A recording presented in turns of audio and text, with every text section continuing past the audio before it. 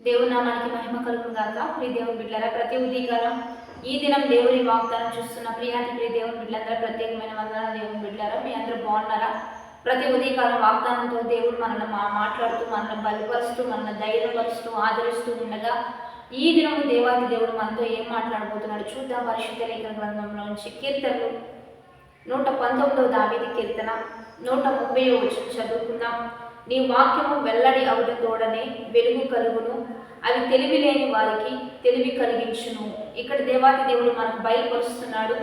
నీ వాక్యము వెల్లడి అవుట తోడనే వెలుగు కలిగెను, జ్ఞానం లేని వారికి అవి జ్ఞానము దయచేయను అనే మాట ఇక్కడ దేవుడు తెలివి లేని వారికి దేవుడు తెలివి కలుగు చేస్తాడనే వాగ్దానాన్ని ఈరోజు దేవుడు మనకిస్తూ ఉండగా, ఈరోజు ప్రతి వ్యక్తి జీవిత విధానంలో శోధనలు, పరీక్షలు, పరిశోధనలు, వ్యతిరేకతలు, కొంత చీకటి అనేక కుటుంబాలను రాజ్యం వెళ్తూ ఉంటుంది. దేవుని బిడ్డలారా, శోధకుడు శోధిస్తూ కుటుంబాన్ని అంతటినీ కూడా ఒక శోక సంద్రంలో, వేదనలో, ఆవేదనలకు గురి చేస్తూ, ఒక సంతోషం లేకుండా, సమాధానం లేకుండా ప్రతి వ్యక్తిని సాతానుడు ఈ భూమి మీద వాడు తీసుకొని వెళ్ళిపోతాడు. కనుక అనేక మంది జీవితాల్లో శ్రమలు ఉండక మానవు, పోరాటాలు ఉండక మానవు, వ్యతిరేకతలు ఉండక మానవు. కానీ వాటిని ఎలా జయించాలో మనం తెలుసుకొని జీవితాన్ని చక్కగా అందంగా మలుచుకోవాలి. దేవుని బిడ్డలారా, ఎందుకంటే చిన్నవారి దగ్గర నుంచి పెద్దవారి దగ్గర వరకు కూడా ప్రతి ఒక్కరు ఏదో ఒక శోధనలు, శ్రమలు ఎదుర్కొంటూనే ఉంటారు.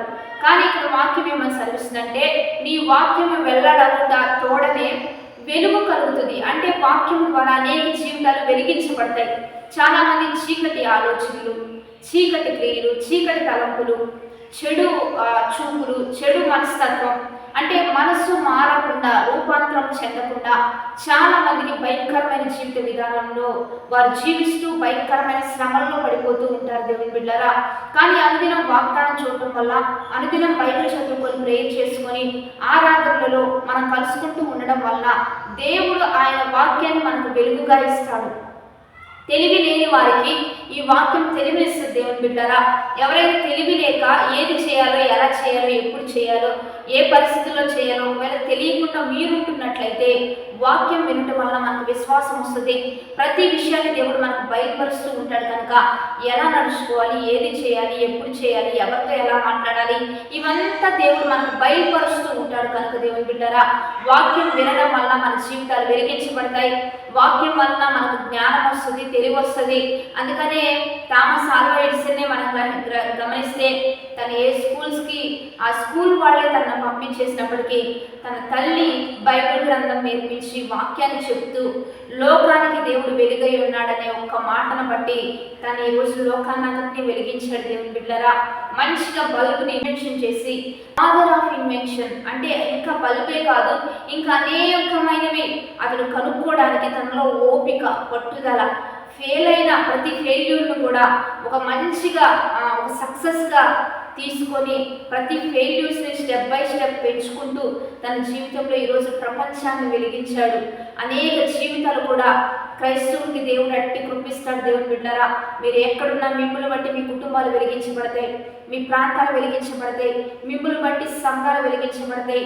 అనేకులకు మీరు ప్రోత్సాహంగా ఉంటారు. కనుక వాక్యం వినడం, వాక్యం ద్వారా మీ జీవితాన్ని సరి చేసుకోవడం. రెండోదిగా జ్ఞానం లేకపోతే దేవుడిని అడుగుతూ ఉండగా దేవుడే వాక్యం ద్వారా మనకు జ్ఞానం ఇచ్చి మనల్ని లేవనెత్తి బలపరచిపోతూ ఉండగా వాగ్దానాన్ని బట్టి ప్రార్థన చేద్దాం. పరిశుద్ధ మహోన్నతుల గొప్ప దేవ, ఈ దినం మీరు మాకు ఇచ్చిన బలమైన వాక్ వచనాన్ని బట్టి నీకు మహిమ. ఎంతమంది బిడ్డలు ఈ వాగ్దానం చూస్తున్నారో ఈ వాక్ వచనాలన్నీ బిడ్డల పట్ల రూఢిపరిచి నీ ఘనమైన నామానికి మహిమ తెచ్చుకోండి. ఎంతమంది చీకటిలో ఉంటున్నారో వారిని వెలుగు సంబంధంగా మార్చయ్యా. నీతి సూర్యుడా మీరు ఉదయించాలి. ప్రతి దినం అనేక కుటుంబాలకు వెలుగువంతంగా మీరు ఉండాలి. ప్రధాన కాపురగా మీరు ఉంటూ అనేకులు వెలిగించయ్యా. ఎంతమందికి తెలివి లేదు, తెలివిని దయచేయండి. వారి సమస్యల్లో, శోధనలో, పరీక్షల్లో బయటపడే కృపనిచ్చి నీ నామానికి మహిమ తెచ్చుకోండి. బర్త్డేస్, మ్యారేజ్ డేస్ జరుగుతున్న వారికి దీవెనలు, శుభములు ప్రకటిస్తూ మీరే మాకు తోడైండి నడిపించమని ప్రభు అయిన యేసుక్రీస్తు నామం పేరట అడిగి వేడుకొని ప్రార్థిస్తూ నామ గొప్ప తండ్రి, ఆమేన్. మంచిగా లైక్, షేర్, కామెంట్ చేస్తూ దైవికంగా సిద్ధపడదాం. ఈ దినం 47వ ఉపవాసారాధన మనందరం కలుసుకుందాం. చివరి దినాల్లోకి వచ్చేసాం. చివరి దినం 50వ దినం. మీరందరూ కలుసుకోండి. మనందరం కలిసి దేవుని నామాన్ని మహిమపరుద్దాం. ఆమేన్.